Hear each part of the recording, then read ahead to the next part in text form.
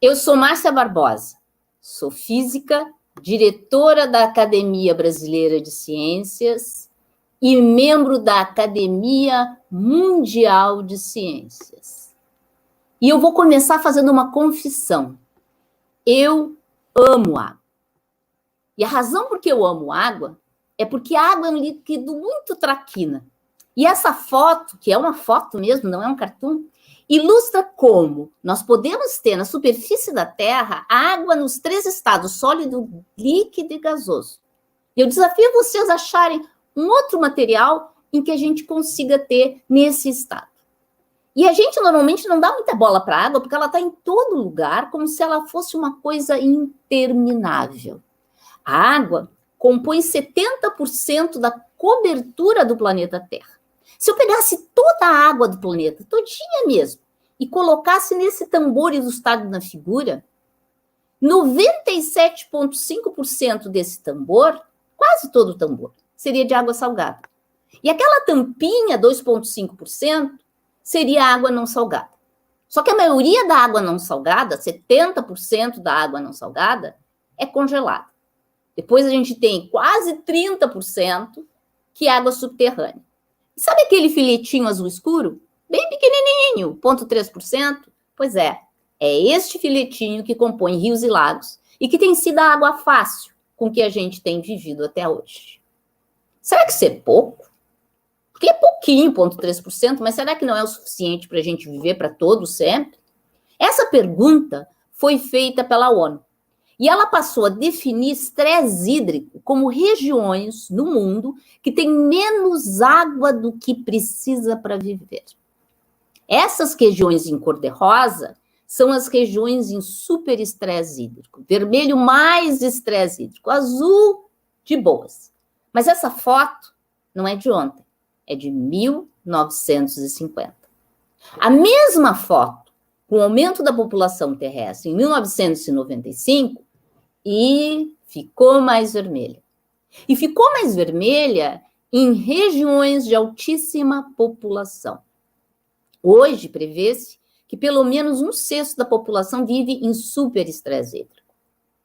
E a previsão é que daqui a 5 anos, logo ali, minha gente, nós vamos ter este cenário, com metade da população vivendo em estresse hídrico. E isso é muito sério, porque como vocês veem pelo mapa, as regiões que estão ampliando o estresse hídrico são regiões que mandam no mundo e vão querer mandar na água do mundo.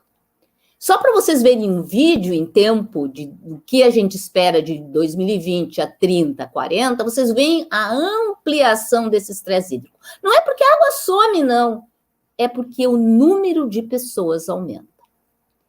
E hoje nós temos países super importantes, como a Índia, com altíssima população, que vivem em super estresse hídrico. E outros que vivem em estresse hídrico alto, como o nosso vizinho Chile, como o nosso amigo México. Países que vivem com problemas de água. E esse grupo de países vai aumentar ainda mais nos próximos anos. Aí vocês vão me dizer, Márcia, eu vou parar de tomar banho, lavar o carro para economizar água. Só que o gasto de água no mundo não é por tomar banho. Tá? O maior gasto de água, 70%, é em comida. Querem ajudar o planeta? Parem de comer, dietas já. A produção de comida, ela tem avançado ao longo do tempo no seu consumo de água, e isso a gente pode ver que afeta diferentemente diferentes países do mundo. E se olhar o mundo, o consumo de água para a agricultura, aqui mapeado nesse conjunto azul, tem aumentado assustadoramente. Mas como eu vou resolver esse problema? Lembrem que eu tinha falado da água subterrânea. Aquela que a gente quase nem usa, um pouco, mas quase não usa. Pois esse é o mapa mundial de onde estão os grandes aquíferos. infelizmente, não estão localizados nas regiões onde tem estresse hídrico hoje. Estão localizados, às vezes, em muitas regiões pobres, como a África e a América Latina. E não pensem que no mundo as pessoas não estão de olho nesses aquíferos, porque estão em sua exploração e em comprar as terras aonde eles estão localizados. Um aquífero bem querido de nós é o aquífero Guarani. Esse aquífero se localiza começando pelo Rio Grande do Sul, Santa Catarina, Paraná, São Paulo, e entra no Mato Grosso. E um pouquinho de Goiás. Esse aquífero ainda não foi usado. Como ilustra a figura, o aquífero Guarani está 1 quilômetro abaixo da superfície. E, obviamente, vai ter um custo grande explorá-lo. Mas quando a gente tiver maior estresse hídrico no mundo para a produção mais eficiente de alimentos, tenho certeza, as pessoas vão querer essa exploração. E isso já vem acontecendo, porque o aquífero Guarani não está só no Brasil. Ele está no Paraguai também. E muitas empresas pensam em comprar as terras onde tem acesso a esse aquífero Guarani. Recentemente, um grande escândalo foi quando a Nestlé tentou conseguir essa autorização através do governo do Paraguai. Esse estresse tem gerado uma preocupação da ONU em seus Objetivos do Desenvolvimento Sustentável, em que a ONU consegue já hoje identificar que temos 785 milhões de pessoas sem acesso a condições básicas de água. E essa falta de acesso, quando atinge países pobres, ela não é igual. Ela atinge diferentemente homens e mulheres, porque as mulheres são as responsáveis por buscar água no poço. E com isso, elas deixam de ter acesso à educação. Água também gera discriminação. Mas como é que a gente pode resolver essa crise da água numa escala enorme? Uma possibilidade é a dessalinização, que é a separação da água do mar, removendo o sal. Como é que isso é feito hoje em dia? Há 2 processos. O primeiro chama-se osmose reversa, que significa pegar uma membrana, empurrar água com sal através dessa membrana. A membrana vai ter poros que não vão deixar passar o sal, mas deixam passar a água, e com isso tem água do outro lado. Parece fácil, né? Mas não. É um processo tão complexo que isso é o tamanho de uma planta de dessalinização atual. Essa, em particular, se localiza em Israel. Esse processo é tão caro energeticamente que pequenos países como a Jordânia, citado como um país que tem problemas seríssimos, não consegue financiar uma planta de dessalinização. Precisamos de alternativas para esse processo. Um outro processo igualmente caro, igualmente complicado, é a destilação, que significa ferver a água e depois passar por uma região fria e, com isso, obter água. Tipo aqueles experimentos que a gente faz no colégio secundário. De novo, é um processo caro, complexo e que não usa nada de especial da água. E, por isso, inacessível para muitos países. Qual é a proposta que meu grupo de pesquisa tem? A gente pensa em pensar fora da caixa. Por que a gente vai ter que usar as propriedades normais da água, como osmose reversa e a destilação usa? Vamos pensar em coisas doidas que a água faz. Não sei se vocês sabem, mas a água tem mais de 70 propriedades maluquésimas, diferente de todos os demais materiais. Que propriedades são essas? Pois uma das propriedades maluquésimas da água é que gelo flutua em água. Ah, mas isso todo mundo sabe.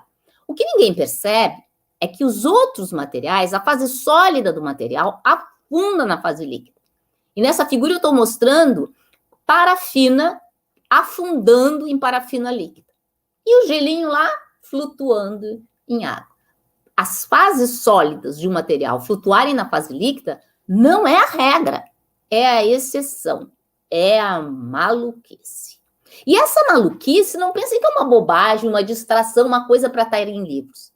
Pois essa maluquice permite que a densidade da água a 0 graus seja uma densidade menor do que a água a 4 graus. Por quê? Porque à medida que tu esfrias a água, a partir de 4 graus, a água aumenta a distância entre as partículas. Com isso, diminui a densidade, a água a 0 graus flutua em água a 4 graus. Qual é o uso para isso? O uso para isso é que quando eu tenho inverno, desses invernos que a gente não tem no Brasil, e formam com temperaturas negativas, se forma gelo na superfície de lagos e de rios, esse gelo tá a 0 graus, com água a 0 graus, e, portanto, a água a 4 graus fica no fundo, permitindo manter a água líquida abaixo do zero. Se a água fosse um líquido normal, congelaria de baixo para cima e mataria toda a vida no primeiro inverno. E vocês vão me dizer, mas o que eu tenho a ver com isso? Eu moro num lugar quente. Mas a Terra já teve períodos glaciais. E foi justamente nesses períodos glaciais que a loucura da água permitiu que a gente existisse e que a vida fosse criada. Outra propriedade estranha e que a gente tem que usar da água é o calor específico. Nossa, que nome complicado, Márcia. Calor específico é a quantidade de calor que eu tenho que dar para aumentar alguma coisa em 1 grau centígrado. O calor específico da água é enorme. E o da sílica, que compõe a areia, é baixo. Isso quer dizer o quê? Que quando a gente vai para a praia, ou vai para um lago, rio, ou mesmo quando vai para a piscina, e toca na borda, na parte de fora onde tem sílica, tem areia, a gente vê que num dia quente a areia está quente. Por quê? Porque o calor específico é baixo. Então a temperatura sobe facilmente. Mas a água está ali, não muito quente. E à noite, quando a gente volta para a piscina, ou para o mar, ou para a lagoa, a areia está geladésima, porque assim como ela ganha calor, ela perde. Totalmente promíscuo. Enquanto que o mar continua com uma certa temperatura. E isso é fundamental. Fundamental porque nós somos 70% de água. E o planeta é coberto por 70% de água. O equilíbrio térmico da água permite a gente estar termicamente super bem balanceado. E isso é uma anomalia da água. Outra anomalia da água é que ela é um líquido meio xarope. Ela gosta de alguns materiais e ela detesta outros. Esse é um videozinho de uma gota d'água numa folha de lótus. Como vocês veem, a gota não molha a folha. Por quê? Porque a folha é composta de um material apolar e a água detesta coisa que não tem carga. E aí ela fica flutuando em cima. A gente pode fazer milhares de brincadeiras divertidas com materiais hidrofóbicos. Por exemplo, a gente olha nas folhas, a gente pode construir materiais super hidrofóbicos e ter gotas pulando para brincar. A gente pode fazer brincadeiras fazendo ranhuras com materiais hidrofóbicos. Ou até pode fazer uma camiseta que nunca molha. Não sei bem a utilidade disso, mas pelo menos é bem divertido para dar susto nas pessoas. Ou um tênis que não vai sujar nunca. Mas a natureza cria também outros materiais que a gente chama de hidrofílicos, que amam a água.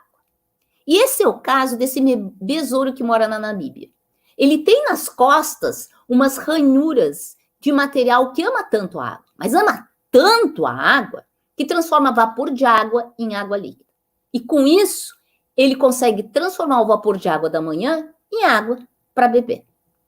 Há plantas no deserto que utilizam a mesma estratégia. Capturam água da atmosfera e transformam em água líquida para conseguir manter a planta no deserto.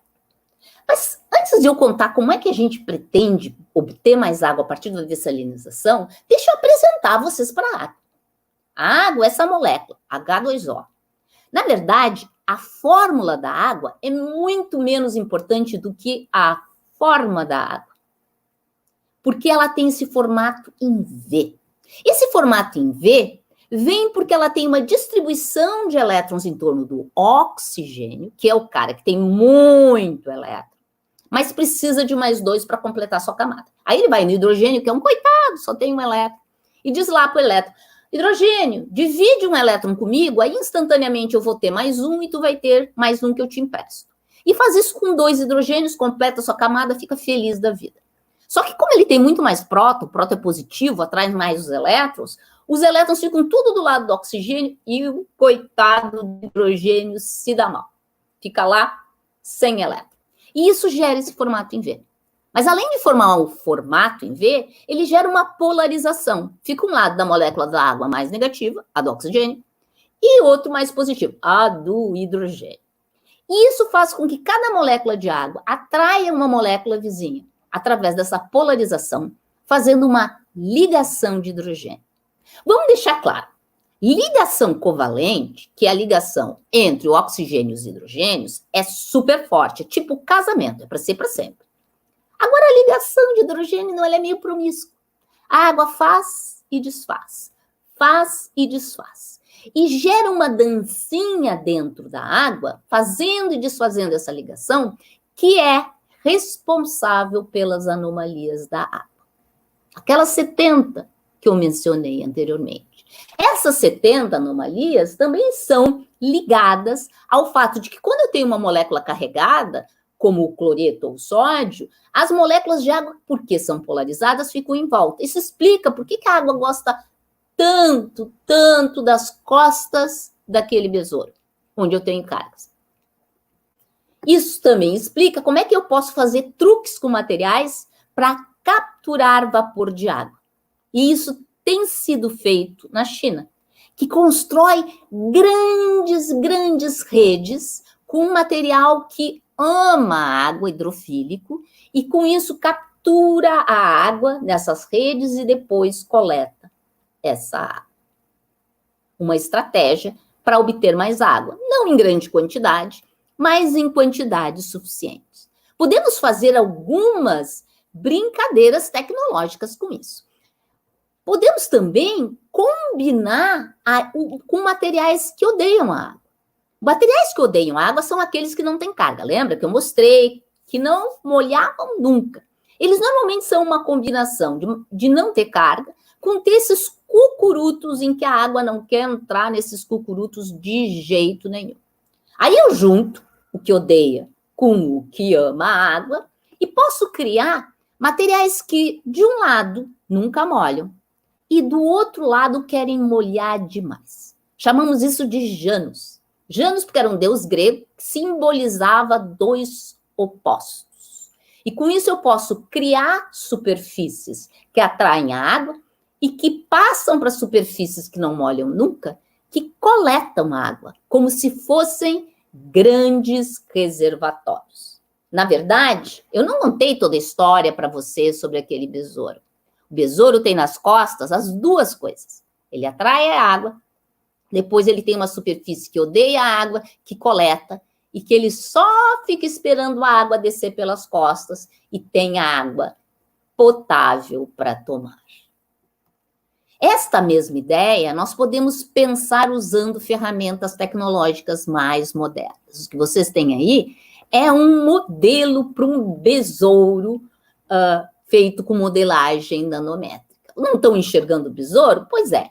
Esses nanotubos, com a parte superior que ama a água, podem coletar água que escorrem pela parte que odeia a água, formando mais água.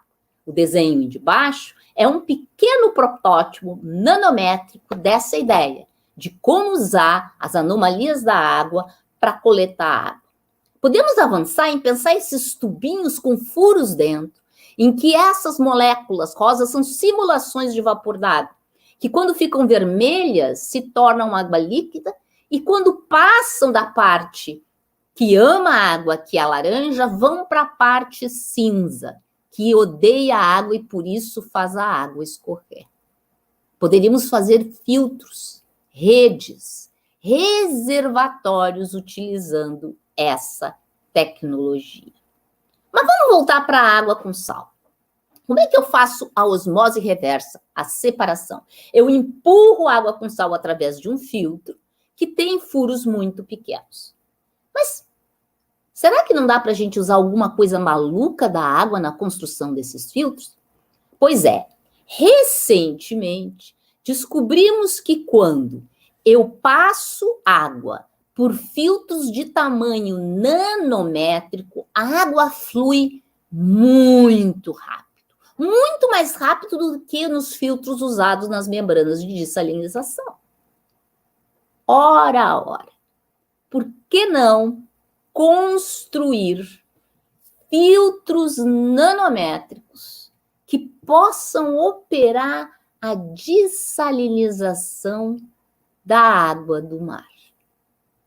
Para isso, a gente tem que construir grandes estruturas e fazer furos muito pequenos. E por que o sal não quer entrar nos furos pequenos, Márcia? O sal não quer entrar nos furos pequenos porque para entrar nos furos teria que eliminar a camada de água que está envolvendo cada partícula de sal. Pois é, o nosso futuro, vão ser filtros de dessalinização com membranas com furos nanométricos. E aquelas grandes fábricas que eu mostrei antes de osmose reversa vão poder ser reduzidas com esses filtros em 10 vezes. E aí nós vamos poder ter pequenas cidades, países mais pobres, que serão capazes de ter processos de dessalinização, eliminando a tensão, que vai ser a próxima crise, que é a crise da água. Obrigada.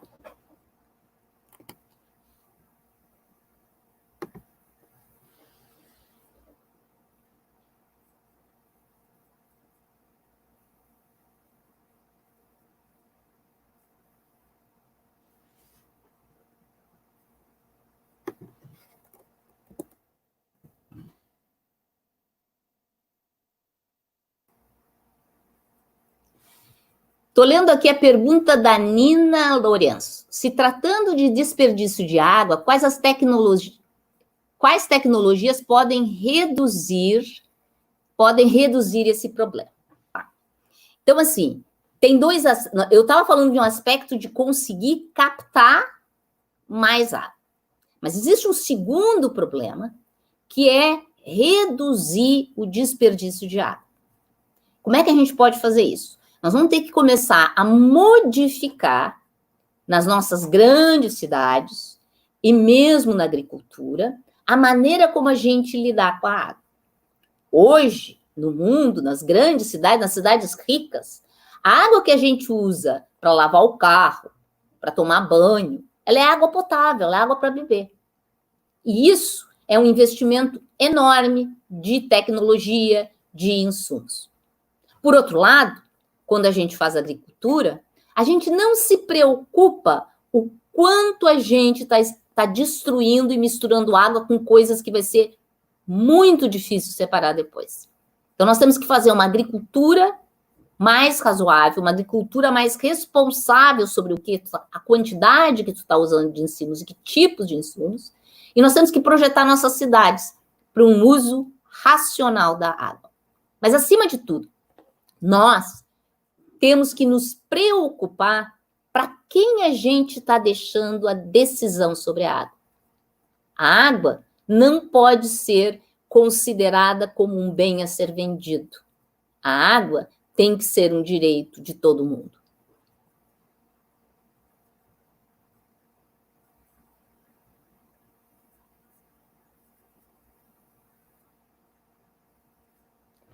A pergunta da Sara Porte é que acha essa nossa geração atual pode mudar a maneira dos antigos de pensar sobre o desperdício?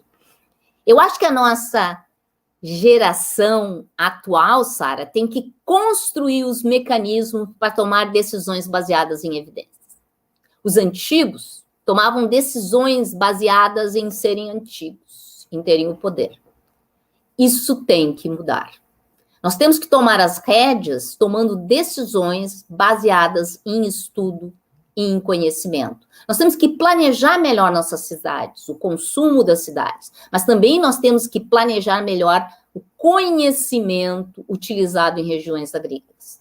E isso passa por cada um de nós se responsabilizar por quem tu delega, para quem tu delega a decisão de administrar sua cidade, sua rua, sua casa.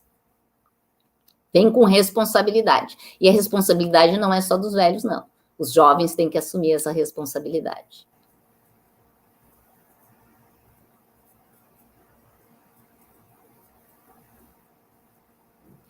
A Ana Vitória pergunta: a agricultura é o setor que mais usa água no mundo? Sim, 70% da água no mundo é consumida na agricultura.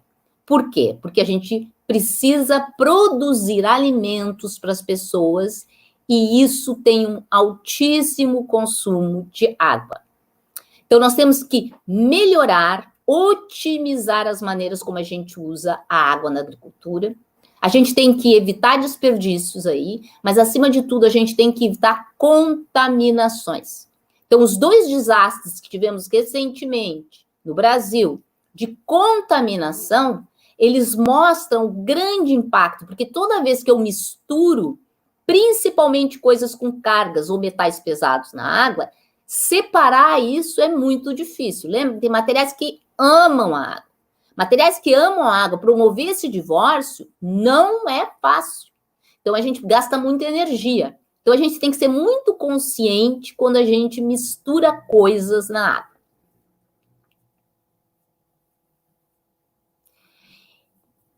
Em relação ao Brasil, quais são os estados com maior crise hídrica? Tá? Em princípio, o Nordeste brasileiro é o que tem maior crise hídrica, mas são muito localizados em regiões. E por isso que grandes plantas de dessalinização são um problema. Nós temos planta de dessalinização no Ceará e temos em Fernando de Noronha. Mas o ideal não seria ter uma grande planta e transformar, mas ter pequenas plantas com tecnologias que permitissem. E essa nanotecnologia que a gente propõe, que ainda precisa avançar, é esse o objetivo.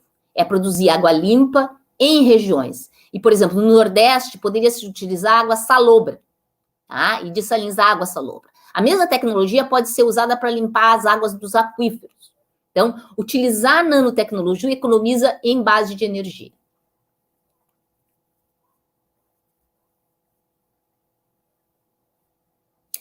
Hoje, o Mate Carvalho pergunta: a dessalinização da água pode ser uma alternativa mais explorada?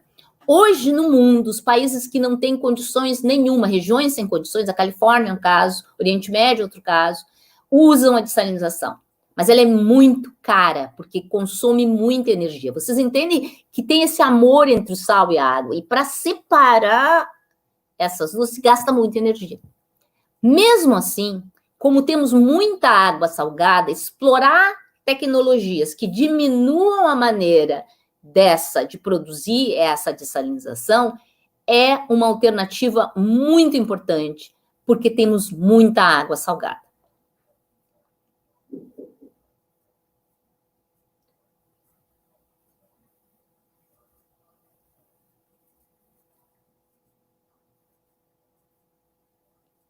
Tá, a pergunta do Hugo Fernandes é: será que com o projeto de salinização da água poderá fazer com que muitas pessoas acabem com os rios, lagos e nascentes? Pois é.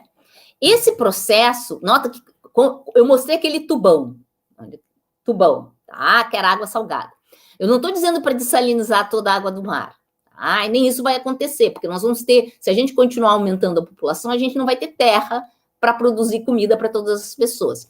Eu estou dizendo para a gente utilizar uma dessalinização mais eficiente, mais econômica, onde precisa. E utilizar o processo de limpeza de água com nanofiltros para regiões que já estão contaminadas. E principalmente de água salobra. Tem muita água subterrânea salobra. Então, ele é um método que faz dessalinização, mas que também permite separar águas que estejam contaminadas com coisas que tenham carga. Tá? Sais, metais pesados, a gente consegue utilizar a mesma ideia.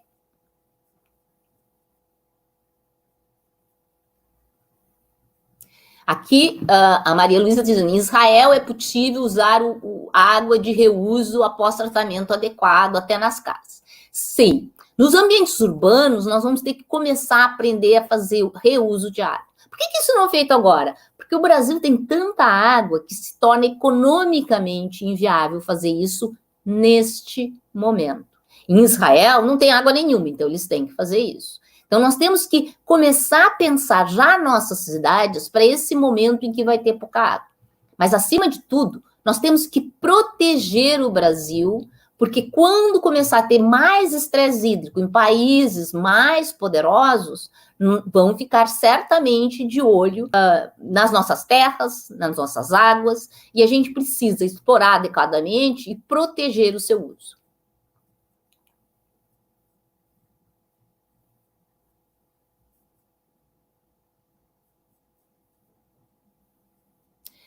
A Sara pergunta, acha que futuramente podemos deixar de utilizar as usinas hidráulicas e optar por um meio que não tenha tanto impacto no meio ambiente?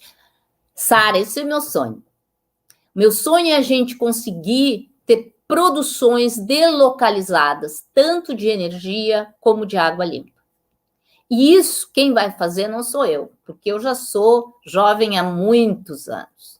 Esse trabalho está sendo começado por alguns grupos como o meu, mas certamente vão ser meus alunos e vocês, jovens, que vão tomar as rédeas do mundo, que vão desenhar soluções mais ecológicas para o mundo. Mais ecológicas na produção de comida, na produção de energia, no consumo, vão cuidar um pouquinho mais do meio ambiente, vão resolver o problema do aquecimento global. São vocês tomando as decisões a partir de hoje e se preparando para poder dirigir um mundo baseado em evidências.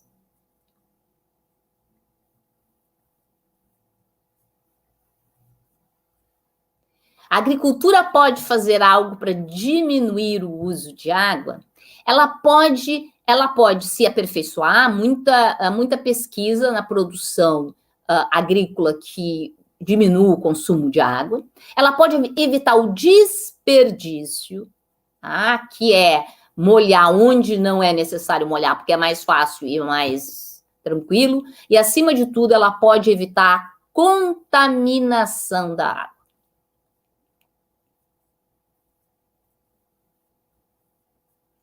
A Bia Figueiredo, seria possível reaproveitar a água da agricultura? Na verdade, a gente se aproveita, porque o que a planta não consome volta para o lençol freático, só que volta contaminado com os defensivos agrícolas. Então, nós precisamos aprender a contaminar menos essa água. Apesar da utilização da água da agricultura ser importante, é importante frisar que parte da água penetra no solo, recarregando o lençol freático, outra parte da água é devolvida para a atmosfera pela evaporação na superfície do solo e pela transpiração da planta, e ainda a outra parte escoa para fontes de água. Realmente, a Maria Lúcia está correta. O processo é complexo, o processo de manutenção de água no nosso planeta, ele é complexo. Ele é complexo e a má notícia é que o estado da arte que a gente conhece hoje está mudando, porque o aquecimento global vai mudar, está mudando o ritmo de chuvas, a localização das chuvas, e com isso, a mesma agricultura vai mudar o seu padrão, porque vai ter água em certos lugares que não tinha e não vai ter água em outros locais que tinham antes.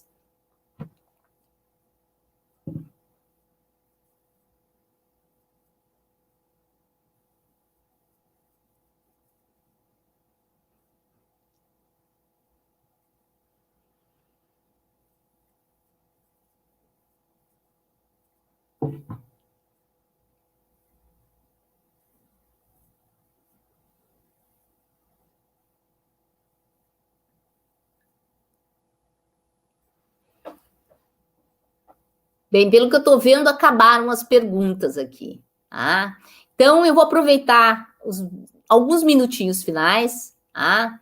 Para trazer para vocês como é importante, vocês agora que estão olhando tantas palestras, tantas aventuras para o futuro de vocês se darem conta que quando a gente tomar decisões sobre onde a gente vive, o que a gente vai fazer, como é o meu ambiente de trabalho, eu devo tomar essas decisões baseadas em evidências. Assim como a gente faz no meu trabalho de pesquisa. A gente tem uma ideia, a gente não se agarra a essa ideia. A gente testa, a gente observa e a gente aprende. Muitas vezes eu tenho uma ideia que eu acho brilhante. E quando eu vou testar nas simulações, que é o que a gente faz, eu vejo que ela está errada. E aí eu abandono aquela ideia. E pego uma outra ideia. e testo essa ideia e observo o que ela faz. E conto para os colegas. Os colegas dizem que acham de certo e de errado. O método científico podia ser usado para diversos aspectos da nossa vida quando a gente toma decisões. Decisões, quer sejam elas econômicas, políticas ou decisões de vida. Porque as evidências, elas são algo muito seguro. Quando a gente desenha esses filtros, a gente já desenhou um monte de filtro que não deu nada certo. E a gente abandonou. Vamos todos tentar construir a nossa vida baseada em evidências. Busquem, cada um de vocês, no seu caminho, uma carreira. Mas lembrem, cada um de nós, cada indivíduo é responsável pelo futuro da humanidade. E a gente precisa construir esse futuro com evidências, eficiência, igualdade, equidade e com empatia. Então, vamos construir estratégias para a nossa casa, para a nossa cidade, para o campo, para o planeta inteiro, para que seja viável cada pessoinha do mundo ter acesso à água. Não somente você, todo mundo. Obrigada.